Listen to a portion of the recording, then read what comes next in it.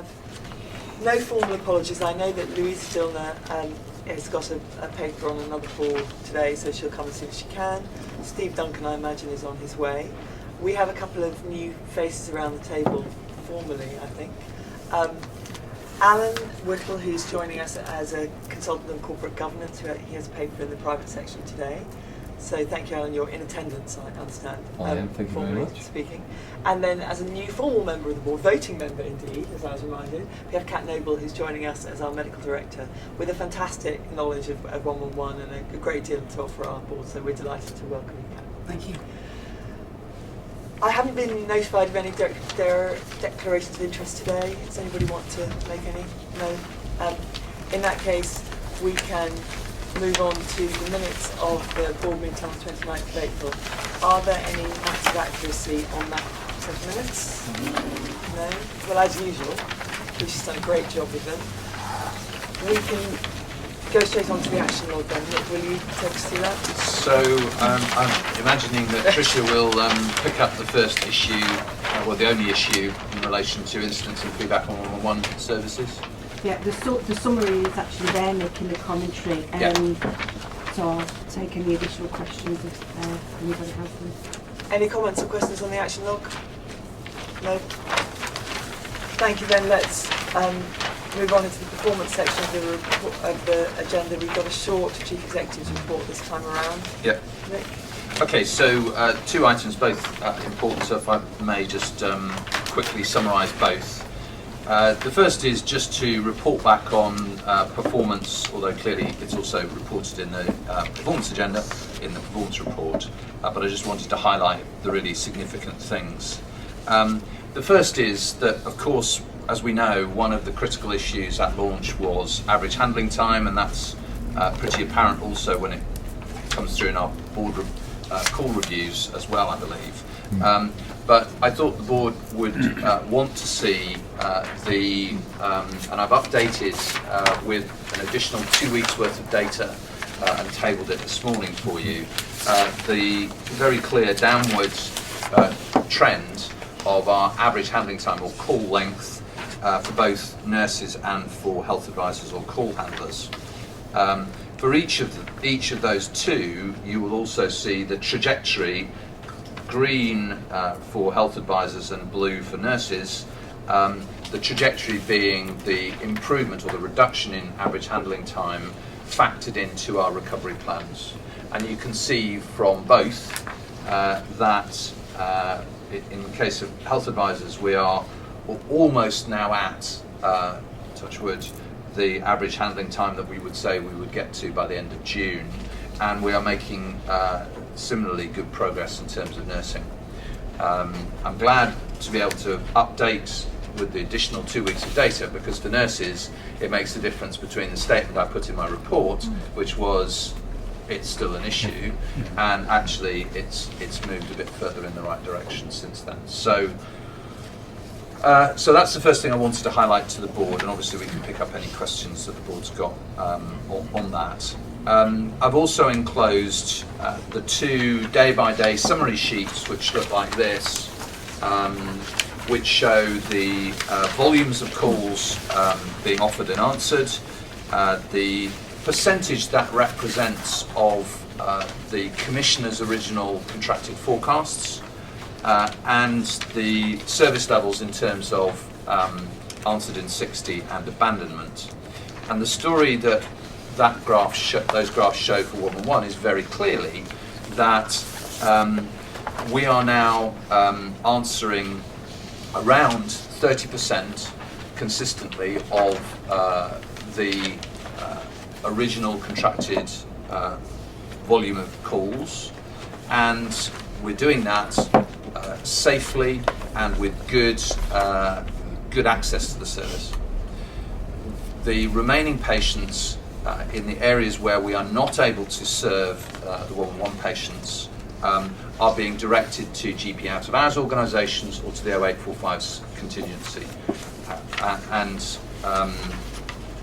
Clearly we don't have sight of the performance for the GP out of hours organisations, because that rests between the Commissioner and the GP out of hours organisations, but we do have sight of the performance in the 0845 contingency, and as you can see from the similar graph to that, that we are providing around, again, around 30 to 40% of the original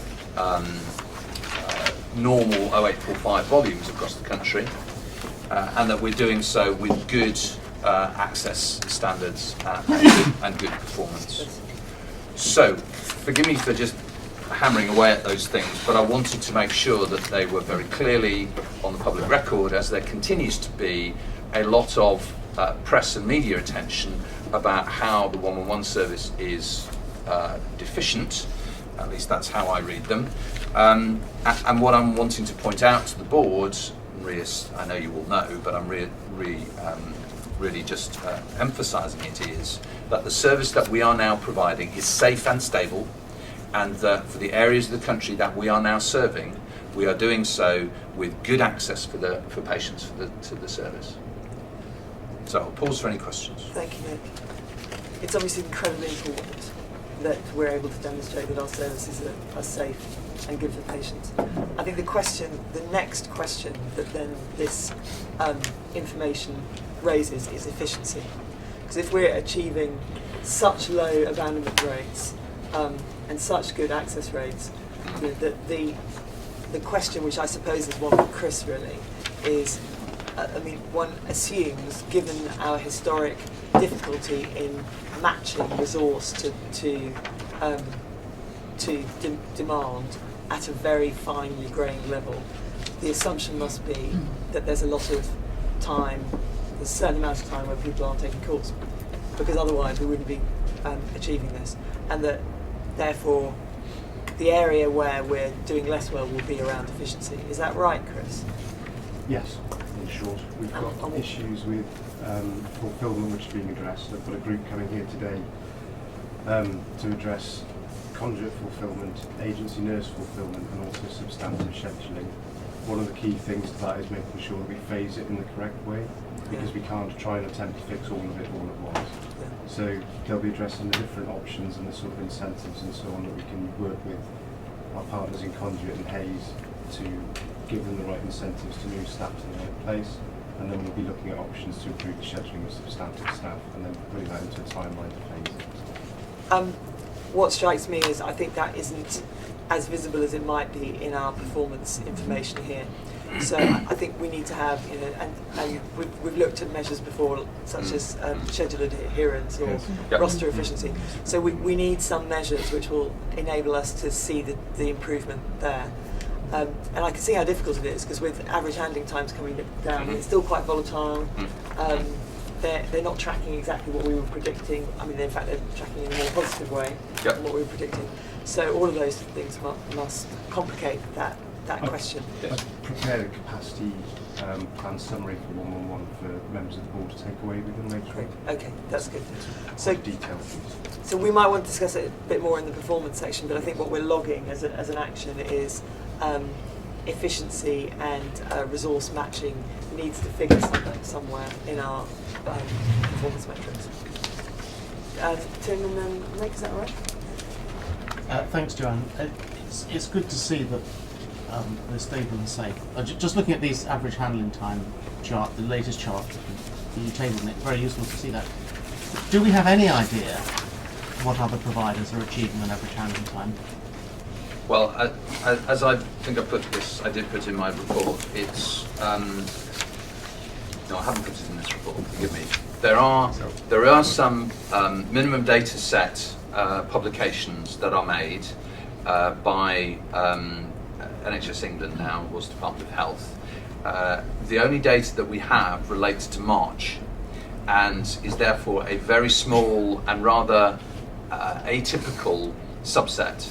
And rather than provide the board with any analysis of where we think that stands, what meaning it has, we've said that we'll, as soon as the next lot of data for April is released, we'll do that analysis. I would caveat that, as with a lot of central statistical returns, data quality is an absolutely key consideration when you draw out conclusions. And the process for assuring data quality for 111 is not clear to me, and therefore we need to have quite strong caveats. As we know, to our cost, there are a great many varieties of ways of measuring average handling time. Absolutely. Yeah. And comparing like for like, what's end to end is. My suggestion is we pick this conversation up a little bit later on in the discussion. There's obviously a lot of commercial sensitivity around that kind of data, and we probably ought to discuss it in private. Nick, you wanted to say something else? Yes, and it's temporarily completely gone out of my head. Forgive me. It's all right. We can carry on and come back to it. Forgive me. It was obviously very important. Are there any other questions to Nick? Not necessarily about anything in his report, but anything else you want to Sorry, yes, it was. It was about the capacity plan and spare capacity.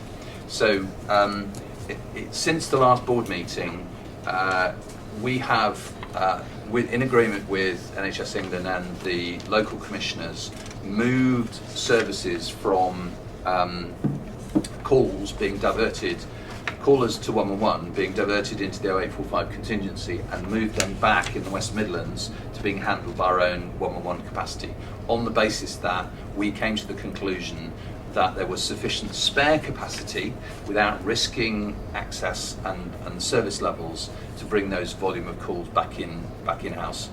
And from memory, it added something like 5 to 8% to our 111 calls. So it's not completely insignificant. As we move forward, as we are in discussion with NHS England and local commissioners about the volume of 0845 contingency, one of the factors will be what spare capacity is there in our 111 services to enable 0845 services to be reduced, or in terms of call volumes, because we've got the capacity on 111. And so I think we are reflecting your question, which is, if we're managing at 100% access, then surely we've got spare capacity. Yeah. Clearly beneath this lies how many nurses do we have, and making sure that we keep call handlers or health advisors and nurse numbers in sync. But we're very conscious of it, and we'll be progressively making sure that without jeopardising the safety and the access that we've achieved, how do we make sure that we use the capacity as effectively as possible? Mm-hmm. That's fine, thank you. Yeah. Could I raise one issue on the contingency service? We're currently providing around about 30% contingency service. Yes. Is that simply to the NHS Direct 111 contract, or are we still providing support to a range of other 111 providers from the contingency service? We're providing the service to a range of other areas. In fact, I think NHS Direct's 111 areas are a minority, geographically speaking. There are plans during the course of the next couple of months for areas that are currently receiving their 845 contingency to have that responsibility migrated back to the 111 providers in those areas, which what I've just alluded to for NHS Direct, but it's also happening for other areas. But yeah, no, it's very definitely far greater. The population served is greater for other areas than the 111 services we provide. Thanks everyone. I think we can move on seamlessly because we're talking about performance. Could I just, I just wanted to lodge in amongst the discussion that's forward-looking, just to at this moment pause, because during June there are a large number of staff, and we just alluded to Sarah and Keisha amongst our number here, who will be leaving NHS Direct. And whilst on behalf of the board I have written to every single member of staff, I just wanted the board to formally acknowledge and say thank you to people who are leaving. And it's been a huge period of uncertainty for people, and actually just coming to the end of that, I thought we should just mark it. So that's why I raised it here. Thank you. Okay. Shall we then move on to the performance package?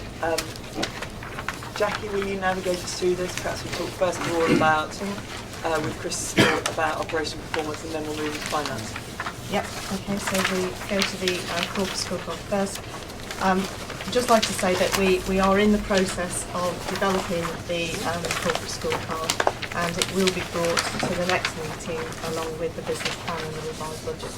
So what we have here is a very draft and possibly too thin version of the scorecard and how it will be in future. In particular, I've made notes of the efficiency and productivity that we will want to see more of in future. I purposely left it out at this stage because I think we were unclear what targets we were setting ourselves and what the performance meant against that.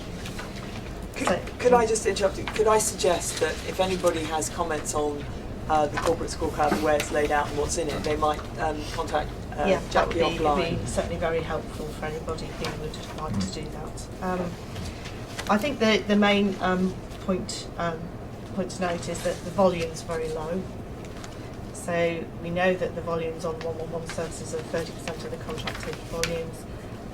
For the contingency, the volumes represent about a third of the call volumes that we answered in April last year, which is in line with what we were anticipating. And on the other services, the call volumes that we're seeing are in between 30 to 60% of the volumes that we were expecting to see, with the exception of TAL, where the volumes continue to remain on target. So we are talking about low volumes here when we're looking at performance. So you would possibly expect performance to be better in that circumstance. Certainly for access, non-clinical access, it's been good for all services, which is what you'd expect. Clinical access targets remain an issue, particularly for 111 services, but we are starting to see some small improvements in those areas. We've discussed average handling time in great detail, so I won't say anything more about that at this stage. I don't think I've really got anything more to say, other than, as I say, anybody who has got any ideas of what they would like to see on the scorecard, please let me know.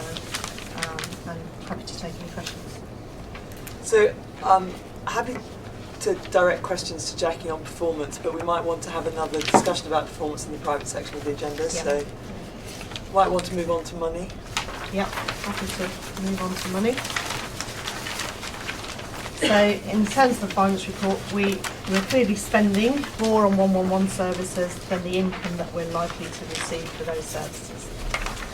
Slightly offset by some underspends in some other areas. So we are seeing a year-to-date or an in-month overspend of £1.5 million. We were always expecting about £100,000 deficit in the month, but it's still 1.4 million adrift from plan. So I'm currently holding meetings with each director to try and agree a revised budget for the year, based on the fact that we're unlikely to recover from the deficit, particularly in terms of income, if we continue to provide only 30% of 111 services. The intention is that we are going to bring a revised budget to the Finance Committee on the 25th of June and then to next board meeting on the 1st of July. And as I say, progress is being made and that is looking good. A key part of the resetting of the budget, and the bit which is possibly less within our control, is reaching agreement with 111 commissioners on how much money they're going to give for the 111 services. But we do have the first meeting next week of all of the commissioners, and it's a joint meeting chaired by NHS England, but this week. So we're hopeful that we'll start to make some progress. We're also working very closely with the TDA, our finance director and his team, to ensure that they understand our financial position and that we're not proposing anything which is going to be unacceptable to them. Trevor. I understand detailed budgets will come to us later, but we did submit a revised plan to the Trust Development Authority and to NHS England. with financial forecasts. Are these figures, do you have a feel whether they're in line with that plan? We didn't actually submit a revised plan. Do you mean the recovery plan? Recovery Joe? plan. Yeah, Sorry. no, so yeah. we I did was trying not- to drop yeah, the recovery word, yeah. it's a very negative Yes. word. We did not submit any formal plan to the TDA, and have got an agreement that we won't submit another plan until the board has approved the next plan. I understand that. My question is, do Have you the have any numbers feel moved? whether these numbers are in line with the plan we did submit? The one that we talked about at the TDA, yes, they are. 32 million. Not the 24. not the plan that we submitted to NHS England, but the plan that we discussed more informally with Yes. the TDA. Yes. Yeah. So that's not something that we have firmed up yet No. formally, No. and we'll be talking about it at our board next time around. Yeah. Yes. 'Cause we can't firm that up until we've Jackie and the exec team have concluded the budget reset on costs and concluded Yeah. agreement with commissioners on income. Absolutely. And at that point, you can bring them together and say, we now have a forecast that means something. Yeah, And we're not there yet. we're not quite Okay. there yet. Okay. But this is not out of line with what No. we've seen. I mean, in answer to Trevor's question, I think it was 23 or 24 million. We just extrapolated this as 18, so you shouldn't extract 1 month across 12. But I don't think we're quite in a position to be talking about those numbers No. yet. So, if I could just go then continue on, in terms of cash balances, you'll notice at the end of April, cash balances were 6.8 million, which is probably one of the lowest that we've had for a while, and certainly at the end of March it was 20 million. This is largely due to difficulties arising from new organisations being set up and not having processes in place in order to be able to raise invoices and get money to us.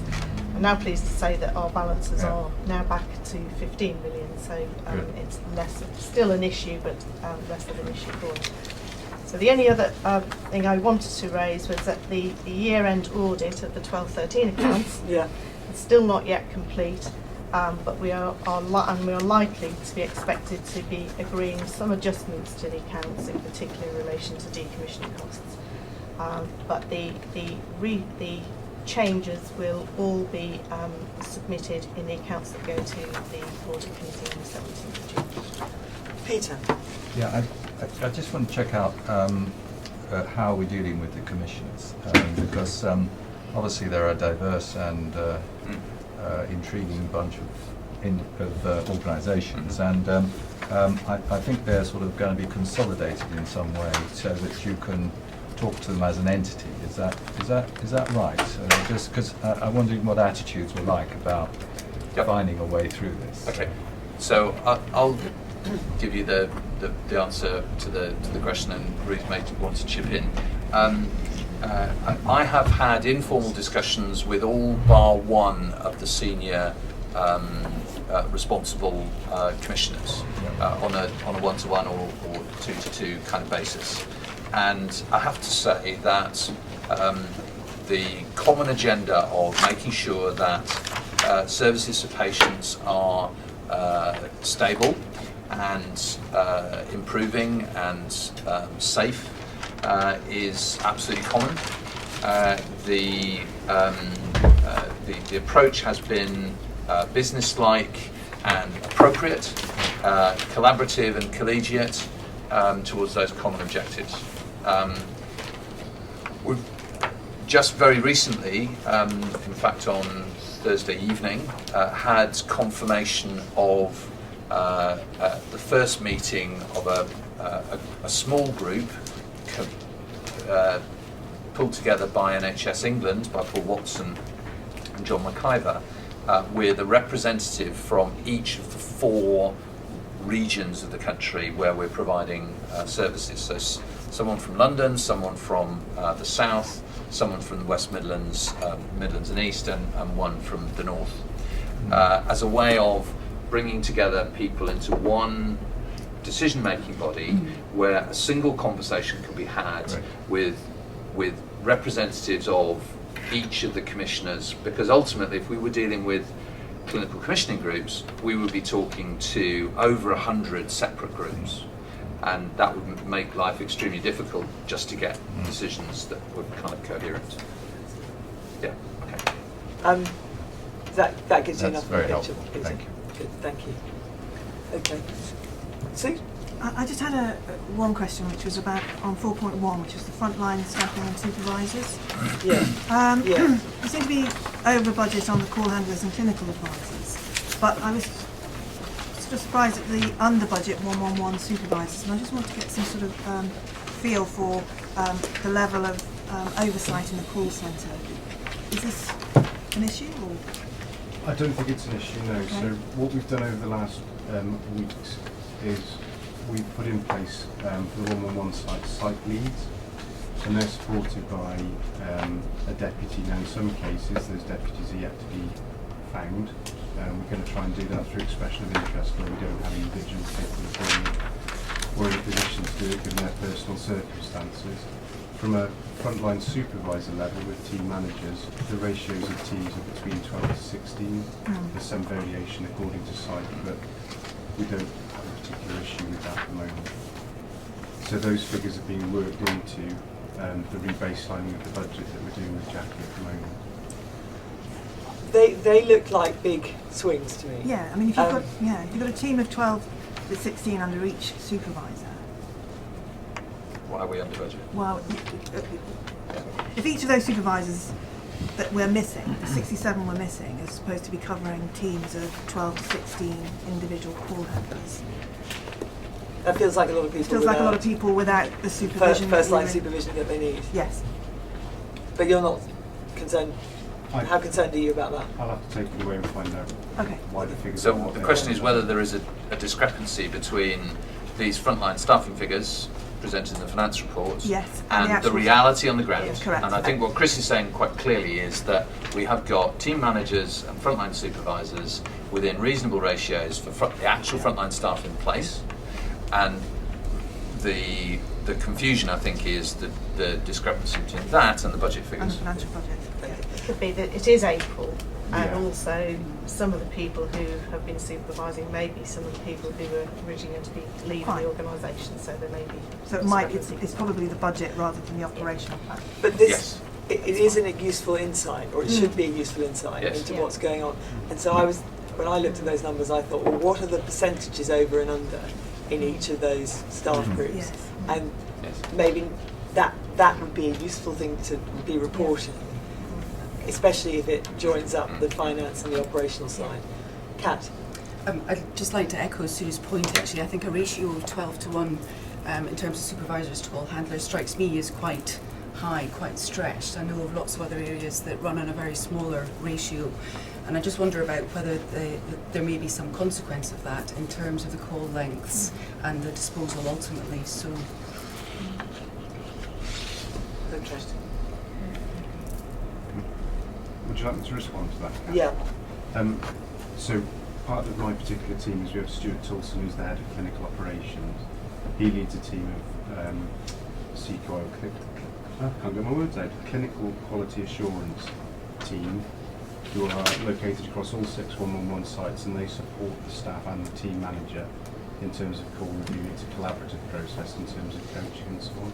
So the team manager isn't unsupported in trying to deliver both the efficiency and productivity, if you like, and the quality. There's a support structure in place to do it. Part of the work that we're doing at the moment is to dovetail the work that Trish's team do with the work that the operations team do, so that it's a more effective way of working than it is at the moment. So Okay. really I important. think we're going to want to come back, perhaps in a seminar format, to understand how we are managing the front line. So what I'm hearing from you, Chris, is that we think about what support our staff are getting. Doesn't just come from frontline supervisors. We have other mechanisms. Yes. But I think we probably want to understand more of that. And it seems to me that there's a big operational story which we simply don't have time and we haven't prepared for today, and it's probably a little bit early. But we probably do want to spend some more time on it as a group, really understanding how you're managing that between the clinical and non-clinical and so on. Roger? No, it's I fine. have that as part of the seminar. Okay, good. Let's pick that up. That's not Fine. this debate. Are there any other questions and issues that arise out of Jackie's financial report? No? Okay, thank you. let's move on then to our strategy section of the agenda, where we have an update on the process that we're going to go through for setting a business plan and budget. And we need to just be careful here that we stick, I think, in this conversation to process. Yeah. Because it's a little bit early to be talking about content. Yeah. So this is very definitely a process paper that I've written, very short, to update the board about the main the timescales, so that at our meeting on the 1st of July, we will be presenting to the board a reset budget and reset business plan. And clearly that's the point at which we'll have the content discussion. But focusing on our service delivery, on our quality and safety and financial plans, as well as the necessary supporting activities, an assessment of risk within the organisation, and the management going forward. So it's just for information to reassure the board that is underway. We have quite a serious planning session tomorrow with the executive team all day, moving forward, looking at all of the deliverables in relation to this plan, and I'm confident that all of the building blocks are in place to get us back to the board with a coherent plan by the end of the month. Okay, are there any questions to Nick about the process for putting together the budget and the business plan? No? Okay, thank you. Very good. We're now into the governance and compliance agenda section. Again, we're talking process here on the annual report and accounts. So Nick, would you like to steer us through the other bit of process? Yeah, forgive me that this is a bit of process, but we are having to just agree how we will sign off the final report and accounts for the board following the audit committee, which takes place on the 17th of June. If we wait until the 1st of July, it's too late, and we won't be able to comply with the statutory requirement to lay before Parliament our report and accounts. So we could, but I don't think it's the right approach, actually sign off the accounts on the 1st of July, but it would be too late if the board decided that it wanted to make a change, no matter how small, as we would already be setting concrete from a printing point of view. So the proposal is that we have a meeting immediately following the audit committee, either on the 17th, or I think what will suit will be the 18th. It will be in the form of a telephone conference, single issue item to sign off the report and accounts. I say the 18th on the basis that, having made my inquiries, the deputy chair of the trust is available. The trust chair will be brought. That's right. In another time zone. So that's. See? Should I just ask, is it just purely printing between the 26th of June and the 10th of July? No, It's other it's things not as well. purely printing. It's the NAO completing its certification. Okay, so that's the thing rather than the printing. Because you don't have to have a glossy to lay it. No. So it's the NAO's process, yeah? Okay. You say we don't have to have a glossy. I'm told that there is an industry of people who check all the quality requirements for us to lay anything before Parliament, and it has to look exactly egg-shaped. Does it? Yeah. Didn't know that. Doesn't have to be glossy, but No, I mean, right. but the format Anyway. is, yeah, okay. That's fine. If people are happy to spend what I think will be a very few minutes Yeah. in the safe hands of our deputy chair on the 18th of June, then I think that's we can fine. cover that off. Thank And you. you'll be at the audit committee as well. Okay, very good. Next item on the agenda, we are have the pleasure of receiving a letter from the Secretary of State reminding us to put patients first and foremost. Nick, would you like to? I mean, this is a follow-up, obviously, to the Francis report and the other reports on mid-staffs, and sets out the Secretary of State's requirements of us. And I think this is the moment for us to formally acknowledge that. I've had discussions with Tricia and now joined with Kat to ensure that we can demonstrate the clear way in which we engage with our staff and our patients and public to make sure that the services we provide are safe and meet patients' requirements. There is clearly work that we need to do, having received this report, which Tricia will lead us through, and we'll come back to the board with a substantive response and set of proposals, no doubt actually probably through clinical governance first. Yeah, I'm just wondering how to do that. Yeah. But just to be clear, when you talk, Nick, about work that we have to do, that is in relation to demonstrating that we've held events and... Yes, absolutely. Yeah. Rather so we're than not saying that we believe there to be a quality No. or patient-centredness deficit in our services at the no, moment. no. Absolutely no. No. And we have Tricia. already made progress on our a review of the Francis report in itself. If you remember, I've reported to board Yep. on previous occasions. Yep. So there is already an action plan in place from the learning from the Francis report within the organisation, Yep. which we discussed at the March and May Yes. clinical governance committees. Okay. Thank you very much indeed. Are there any questions on that? No. In that case, we can move on to item 10, which is our Sustainable Development Annual Plan.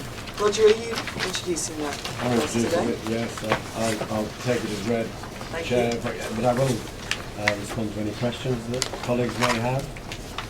Are there any questions on the management plan that Roger's included in our papers this time? Just make a comment.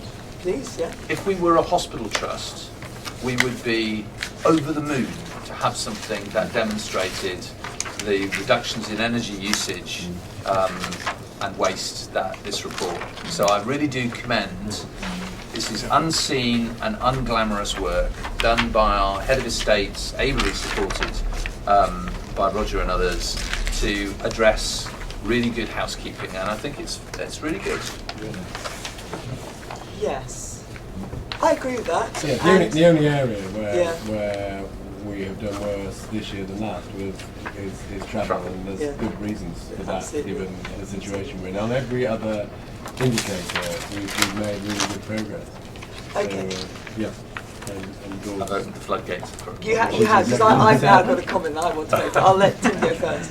Oh, thank you. I was looking for it. Maybe I didn't spend enough time reading this yesterday, but for ICT, which is we've largely got an outsourced model, which our vendors, our ICT vendors, there's lots of stuff that ICT companies do with data centres and all the rest of it. It may be worth. I don't think there's a section in here about our vendors, Alan, and it might be something that we need to think about. I'm sure there's a good news. It'd be very unusual not to find a good news story in some of the steps that have been made to make data centres energy efficient. So I think just for completeness, you might like to think about that offline. Yeah, as you'll be aware, we've just had recent procurements both for telephony systems and applications, and in the process of going through a managed service procurement for the desktop. And sustainability requirements were absolutely part of the requirements Yeah. we put Okay. into those Good. ITTs. I think we should note Yeah. that. I think that should be probably in the report if we're doing a sort of version 1.1 like that. Okay, so my comment, sort of stepping out of the chair for a minute, is I'm afraid, Roger, you played right into my hands in relation to my obsession with summary sheets. We are good at producing things called summary sheets. We're not so good at making them summaries. And what we didn't do, I think, in this summary is really pull out the key achievements, which is the thing that Nick did. So I'd like to suggest that we just produce a one-pager with our highlights from our sustainable management plan, and that we circulate that to the board and we put that on the record. It'll be in the annual report and accounts. Perfect. Right. Yes, definitely. That will might cover that one off. Yes, I'll take the point, Chair. And I would encourage everyone to write summaries that are summaries of the highlights of what's in their report. Okay. Very good, thank you. Let's move on then to information governance. So we have a progress update under your stewardship, Alan. Yes, that's correct, Chair. This is an annual update to the board. We time it at this time of year to coincide with the submission of the IG toolkit, which gets submitted on the 31st of March. and we're reporting back on the previous year's work. Happy to report that that our progress on the IG toolkit has continued to improve. We're now up to 86% of full compliance with it. Unfortunately, however, we were not able to achieve our IG training requirement in this last year.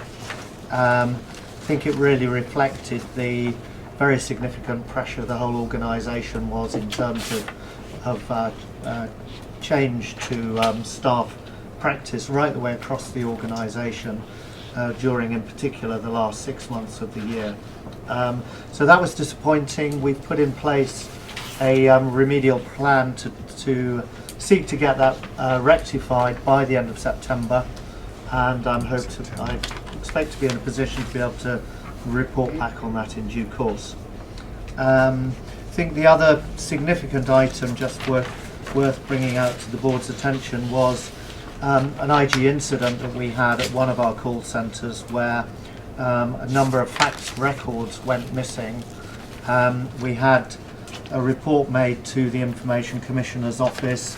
That was followed up with a series of questions from the ICO, which we responded to, I think, in very effective fashion, and we were able to succeed in assuring the Information Commissioner that we had all appropriate actions in plan to avoid a repeat of that issue, and no action was taken by the ICO. Thank you, Anna. Are there any questions, Louisa? So my question is just sort of copying your point about the summary sheet, and that in the summary sheet actually doesn't say it out the issue around not reaching level 2 for training, so you read the thing and then you suddenly went, oh goodness. So it's just easier, I suppose, if you can see it in the summary. I suppose the only thing I need to say, I mean, the audit committee has been tracking this question of the training quite thoroughly. So it is disappointing that we haven't got where we want to be, and we'll pick up with Alan the question of the rescheduled target time of the end of September, because that was what I was going to ask. When will that be? When are we aiming to get it done by? So the end of September. So we'll pick that up, as I said, in the audit committee. Nick? Just in mitigation, what we're talking about here is the annual refresher updating. Yeah. Well, just for the avoidance of doubt, because a casual observer might think that we hadn't completed IG training for any of our staff, or we're talking about a few percentage points where we were not able to meet the national standard of the annual refreshers being completed within 12 months. So, which is not to excuse it, but I just want to put it into context. I understand. Okay. Well, on the subject of... Sorry, Louisa. There's another just supplementary point, is that is the issue around faxes, which always worries me. I always feel that the clinical governance around faxes is a very inexact science, particularly when you're looking at an out-of-hours sort of service. And I just wondered what a level of confidence is around that. Can I just respond in terms of the, because I obviously took an interest in the incident, that just again for context, these were records being faxed in to NHS Direct, and they were not faxed into our Caldecott Guardian Centre. It's the wrong word. What's the word? Safe haven. Safe haven. Thank you. And as a result of that, were not documented and audited as far as the audit trail is concerned, but it was coming into our centre rather than us faxing out. I think Tricia might have a comment on the kind of more general issue of faxing. Yeah, we absolutely follow the procedure of safe haven faxing within the organisation. From the incident that Alan's reporting, we've done ad hoc audits of the process, particularly with the problems we experienced with our launch of NHS 111 services and the DOS returns, increasing the requirement to undertake faxing to some out-of-hours providers. So we've had a very robust process to ensure that staff are adhering to the policy and procedures laid out. So, Tricia, do you have a sense of how much additional faxing, I mean, to what extent did the faxing requirement go up with 111? It went up considerably. Within the 0845 service, the requirement to fax from the organisation was always within a closed IT system, where within 111 what we found was we was having to bring patient records out of the IT system and then manually fax them to other out of hours providers. So the risk significantly increased, both for us as an organisation and the recipient organisation. What was evident was the clinical and operational staff endeavoured to ensure that each of the referrals was followed up as per process to the receiving organisation, which again had a considerable impact on the organisation's ability to deliver its NHS 111 services, because for each patient that required a fax, it then required a phone call to say a fax was coming, the fax went across, and then a follow-up call to make sure that the patient's information had actually been received at the appropriate organisation. And from that process we have had no serious untoward incidents, because people have adhered to the policy as stringently as you would expect us to do. Okay, thank you. That's really helpful. Before moving on, let me just take another opportunity then to talk about summary sheets. So I'd like to introduce Patricia, who's sitting behind Louisa over there, who'll be looking after Board Secretariat from next month onwards in a formal respect. And I think, Patricia, you and I might have a word, and I will empower Patricia to take a more robust attitude to summary sheets. So I'm kind of putting the board on notice that summary sheets will actually have to summarise the key items in the paper. So it's not a contents page, it's a It's summary. not a contents page, it's not a background, it's not an introduction, it's a summary. And we will re-emphasise that as a board discipline. Thank you. Let's move on to risk management. Sarah. Thank you. Okay, the executive team collectively agreed the key risks that the Trust currently faces, and these risks are reflected in the paper in front of you. Each executive does have a one-to-one booked with Nick this week to work up their summary risk treatment plans, and the output of that activity will be provided to the Audit Committee in 2 weeks' time. So I'd just like to ask if you could just note these risks for now. And in addition, the next iteration of the Board Assurance Framework will come forward to the Board next month following the budget resetting and the revised service delivery plan.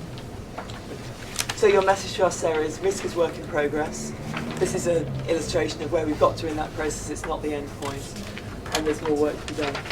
Are there any particular comments? At the risk of being finicky, on risk COR 01, we heard earlier that we haven't agreed with the NHS Trust Development Authority a budget or a financial plan. So failure to achieve the financial plan to be agreed would probably be a better wording. We haven't agreed it yet, so it can't be as agreed. Okay, I'll Is look that? at I think it's quite important actually. I was curious that the failures demonstrate that the value add of our digital and if you like legacy services should be Seems so high. Yeah. Yes, Ruth, I guess that's with you.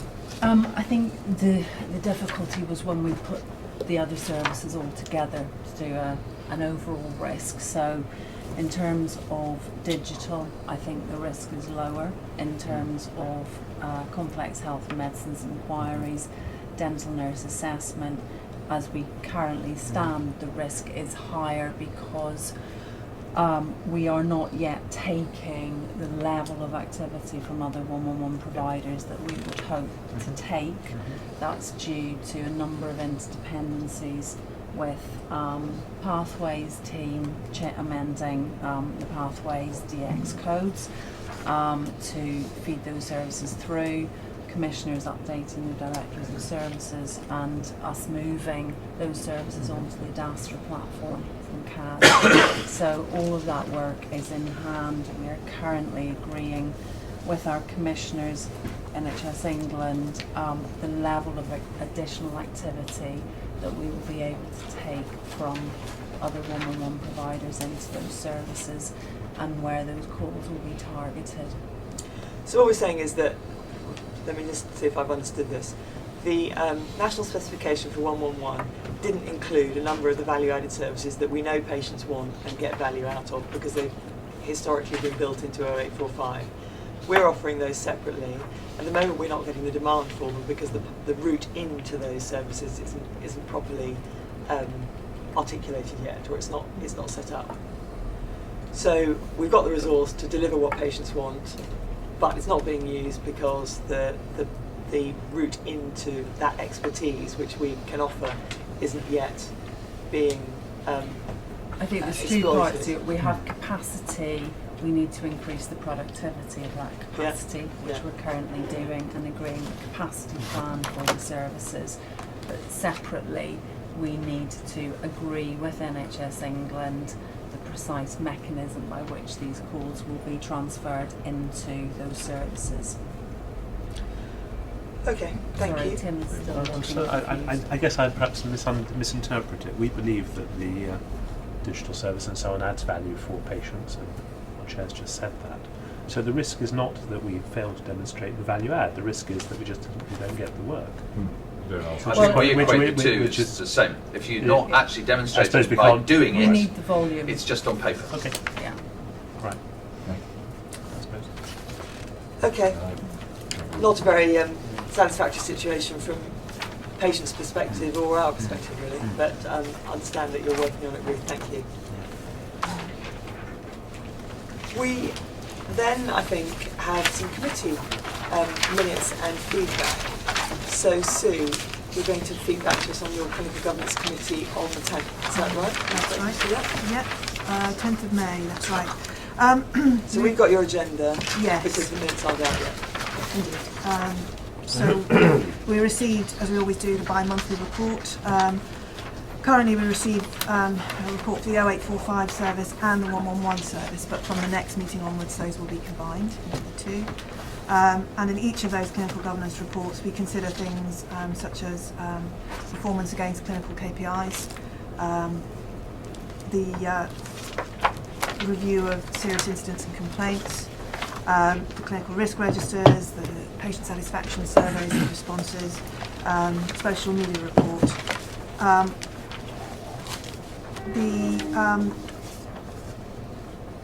Also received the annual committee plan, which sets out the areas that we're going to cover 13-14 and the responsibilities of oversight of the committee. We received a second draft of the annual quality accounts, which is now included within the annual report and accounts. And we received a paper on quality assurance processes, focusing particularly around training and call reviews. As you're aware, the KPIs for call reviews and for training, statutory mandatory training, performance against those needs to improve. And that's partly a reflection of the sheer amount of work that's been going on over the last 2 to 3 months in terms of the launch of the 111 service and the closure down of the 0845 service.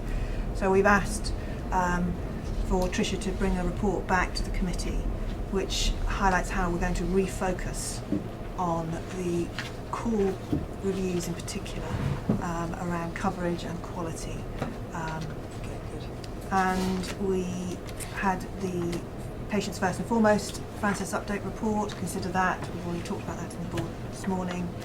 And finally the clinical audit update paper from Shirley, where she goes, updates the committee on the clinical audits undertaken and the conclusions found from those reports and the lessons learned.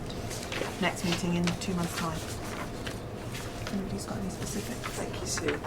Oh, well, I'd like to pick up the question of the quality of our call reviews, but I'd probably like to do that in the context of the next item on the agenda, if I can. Yeah. So is there anything else on Sue's verbal feedback from the Clinical Governance Committee? No? Thank you, Sue, that's great. So now we're moving, as it happens, between one section of the agenda to another, so we're moving from governance to stakeholder. But we're going to talk, I'm going to suggest that we talk straight away now about the call recordings and then talk about trust engagement visits after that. So board members have received an encrypted CD of 2 call recordings from the Sutton and Merton 111 service, focused both from older patients. Is there anybody who hasn't yet been able to listen to those calls? I haven't heard it. I've listened to one, not 2. Okay. So how many of us haven't listened? Yeah. Okay. So we've had a few. I think it's probably worth having a conversation anyway, and I would really encourage everybody who hasn't managed to listen to the calls to do so. Does anybody have any feedback to kick things off, or shall I?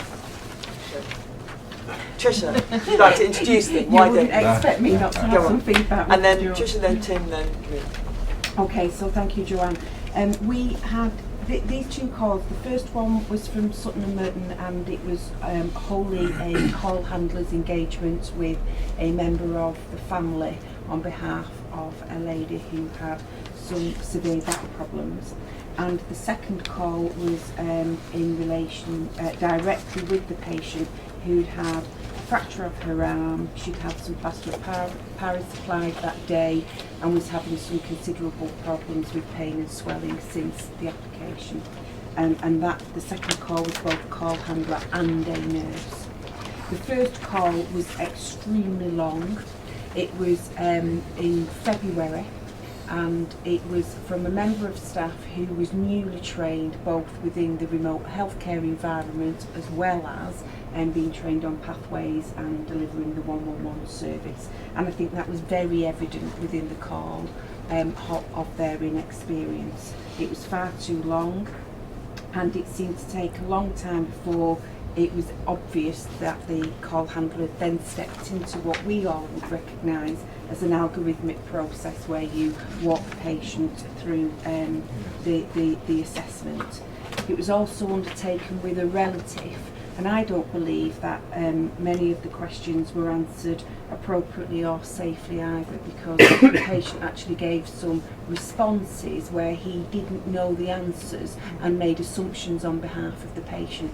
I don't think they were detrimental to the outcome. I still think the outcome for the patient was safe, but if you was to review it from a quality perspective, it could be very much improved.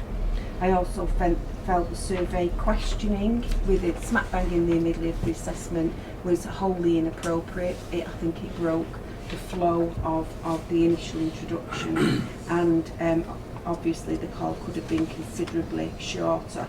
And I also don't believe the outcome for the first patient was appropriate either. I don't think the referral to 999 was necessary. However, I think it's a combination of using the pathway system, which is where it led the call handler, and the inexperience of that call handler not only using that system but inexperienced in the environment in which we work. Thanks, Trisha. Let's just pause there and talk about the first call. Tim, was your comment to do with the first call? I absolutely echo everything that Trisha said. It's desperately slow, and it comes back to two pet themes of mine. One is, why on earth do we have to have a expensive person take the demographics, which took not half the call, but it seems like it. Why can't we move to capturing that? I mean, there may be a 111 system problem, and the outcome was truly bizarre in my view, in my clinical view on that. Truly bizarre, but presumably there's a pathways issue rather than our interpretation of pathways. I can't judge that so easily as true.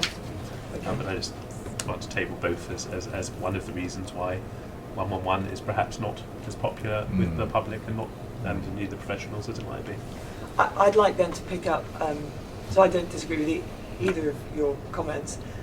The thing that concerns me is 90 out of 100 in the call review. Yes, And agreed. that has got to be something that should worry us considerably. Yeah. And this board has repeatedly, there's one theme that's come out consistently. I would say the single theme that's come out most consistently when we've listened to calls over a long period of time has been unnecessary length and slowness of calls, which has in some cases been clearly not what the patient wanted either. Patients being frustrated by the slowness and the repetition. And so it seems to me that if you put that together with our pressing need to get call lengths down, the fact that this call review didn't highlight excessive call length is something of enormous worry. And so I'd like to understand, and I'm very pleased that you're talking about the quality of call reviews, but I would have thought that every call review should be asking the question now, was this an appropriate length? How could it have been just as good if not better and considerably shorter? Every single time we should be asking that question. So I'm concerned about the call review process because I'm looking at those graphs which we looked at earlier, and I'm thinking, you know, if our call reviews aren't really focusing on average handling time, because we know that quality can go up with shorter calls, then you know, how are we going to get the average handling times that we need? Sue, Tim, Peter. I entirely agree with that. It struck me, there are a couple of interesting things here. That the fact that we got 90 out of 100 on the call review, and the basis that the call was safe because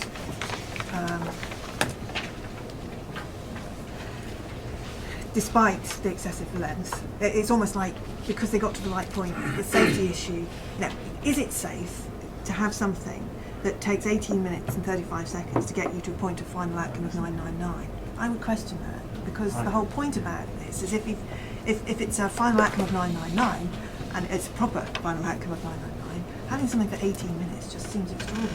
Really. So I question whether that conclusion that it was safe. I mean, it is ultimately, but it's only safe because the person didn't need 999. Exactly. There's yes. a terrible paradox in there, isn't there? There is. And then the final paradox is that the patient themselves were fully satisfied. Because from their perspective, they got what they actually wanted, which was not to go to 999, to get a paramedic out and then to have a doctor to come out. So from their perspective, they got they were happy with what they got. But in terms of efficiency and appropriate use of resources within the NHS, whether it's your paramedic or your doctor or it's 111 service. So for me, this call didn't work in really any every way. And in every way, except for perhaps from the patient's perspective. And even then, there are comments in there about that. So it's about working out how our call reviews really actually identify what the quality point is, what the safety point is, and what the experience point is, and making sure that if we get something that gives us 90 out of 100, that gives us the assurance that we need that those aspects are all covered properly, and I'm not sure it does in here. Tim and then Peter. Thank you. Well, Sue covered up the first thing. Oh, sorry, Louise. I'll put you on the end. Oh, I'm good. Oh, I'll go first. I agree with everything you said, Sue. In fact, that was one of the points I was going to make. The other thing is, if this is a process, partly a process issue, because we don't know, in your call review process, when you look at it, could you please include, if there is a 111 process, where does that question go? How does it get resolved? And what's the timescale? Because, in the 0845 world, that was all inclusive in our own organisation, and we could manage that improvement. Now it's going into a pathways team. We don't even know when the next upgrade is going to be, I don't think. So could you include that in the work that you do? Because clearly for a quality process does need to have a closed loop process, and we don't seem to have one right now.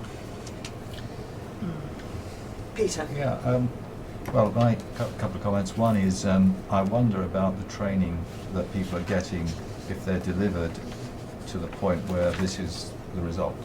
I mean, that was just, I just wondered about that, because if someone's coming onto the system, and to take a point, there were two things here. They've not been in this sort of environment before, and it's a new system.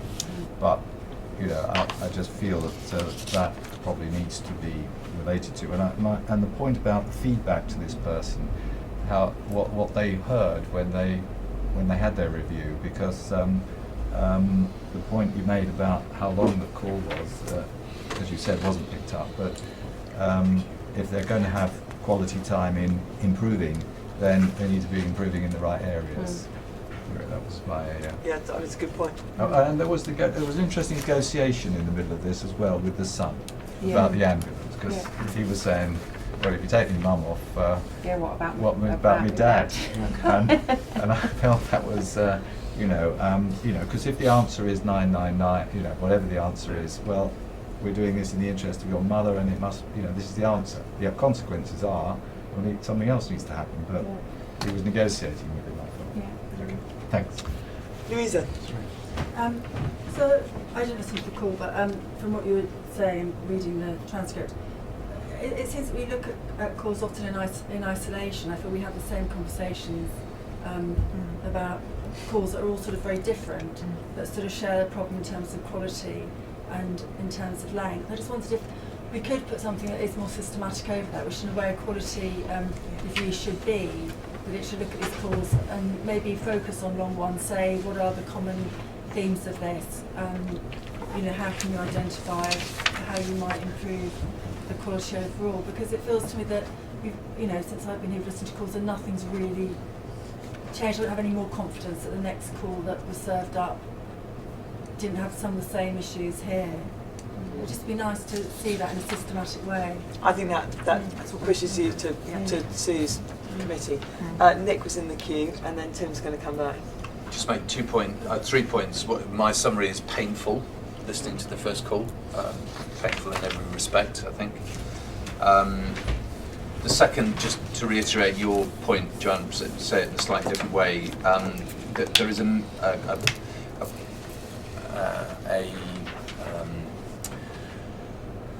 there is the suspicion that if you concentrate on reducing call lengths, somehow you are not being thorough or you're compromising quality. And I think listening to this call just absolutely nails the fact that somebody who is clear and efficient and crisp and knowledgeable about taking the call through in the right way can achieve something much more quickly and much more satisfactorily for the patient and for everybody, and safely. So I agree with that. The point of discomfort is we focusing on reducing average handling time, we are focusing on quality and improving outcomes. We have to have a call review tool that enables us to measure the quality of what we're doing. And I know that our methodology includes calibration meetings, so the call reviewers reviewing whether they all review the same call in the same way, and getting to a point where we can be assured about the quality and the reliability of our call reviews. And I think that's, you know, that point is well taken, and we need to focus on that. Yeah. Otherwise we can't measure where we're going. Yeah, I think I do need to just add that we have lost a significant number of our expert call reviewers and the staff who are most experienced at doing call review. We have lost some of those through to other organisations or through redundancy. So we are re-establishing that cohort through the CQI team of expert call reviewers. Yes, we do have a panel where we have what we call a levelling process, and the tool that is used is the RCGP, which is the Royal College of General Practitioners audit tool, which is used right across the board in the out of hours period. We have added an additional comments which we've had fed back from the board in the past, which is if the outcome of this call safe, yes, is the outcome of this call appropriate, but we're just re-establishing those principles with the new staff. I'm not sure that adding things into existing tools is going to give you the right answer, to be honest. And I think we might want something which is more bespoke for us, sharper maybe. I mean, you'll look at it and reach the outcome, but I could imagine that using the RCGP tool and adding a couple of things might not give us the kind of the tool with the specificity and tailoring that really works in our environment. Tim? Sorry, the other thing I wanted to add was I was a bit surprised about the manual transfer to 999 dispatch, given that the real basis of 111, as I understand it, is that if 111 concludes 999, it is. So why do we have that I don't know how long was their second conversation, spelling out names and all the rest of it. Yeah. I don't know why that happened either, Tim, and that's my question. I'll investigate that further. And again, it wasn't picked up in London. Sorry? Not yet available in London. Right, simply, so it will be. So elsewhere it is. So the reason is a technical issue. Yeah. Okay, thank you. Do you want to say something very quick about the second call? The second call was a lady who had plaster of Paris supplied. She needed it releasing. She was a considerable way from A&E. There was everybody agreed she needed to go and get this plaster of Paris released, but it was the financial implications for the patient, and I think we went too far with our assessment in stipulating the outcome. I think we need to be helped. Say that again. So, the patient needed to go to A&E to have the plaster But didn't have a means of getting didn't there. have the means of getting there, and we spent over 20 minutes trying to assist this patient, and didn't conclude at the end of the call that the nurse was going away to do further inquiries as whether we could get a non-urgent transport to get the patient there. And I think that's above and beyond the remit of us as an organisation delivering an NHS 111 service. I think we should be asserting this is the required outcome, and then and leave the patient to help themselves, because this patient wasn't somebody who was vulnerable or in need of additional care and safeguarding to get them to the outcome that was required. But I believe we stepped beyond that requirement in order of supporting the patient to get the treatment. That's a really difficult one. I think it's a really difficult one. It is a difficult one. So you had a patient who knew he was a long way from A&E and didn't seem to have £40, which is what she thought the ambulance was going to cost, and The taxi would have cost her. yeah, sorry, Taxi would have cost. yeah, £40 in a taxi.